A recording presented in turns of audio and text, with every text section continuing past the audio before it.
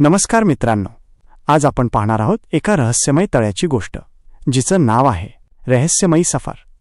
एका गावाजवळ असलेल्या रहस्यमय तळ्याच्या मध्यभागी एक बेट होते, जिथे जादूची भोवरा असल्यामुळे लोक जायला घाबरत। पण चिंटू नावाच्या मुलाला ते बेट पाहायचेच होते। त्याने एक दिवस आपल्या लहान होडीतून एकटेच साहस केले। तळ्याच्या मध्यभागी पोहोचताच पाणी खळखळले आणि धोकादायक भोवरा तयार झाला। चिंटूला भीती वाटली, पण त्याने हिंमत गमावली नाही। त्याने वल्हे जोराने मारले आणि भोवऱ्यातून बाजूने मार्ग काढला। भोवऱ्यातून सुटल्यावर तो बेटाजवळ पोहोचला, जे सुंदर कमळाच्या फुलांनी बहरलेले होते। तिथे त्याला एक जुनी पेटी दिसली। पेटी उघडल्यावर त्यात सोन्याऐवजी अनेक मौल्यवान पुस्तके सापडली।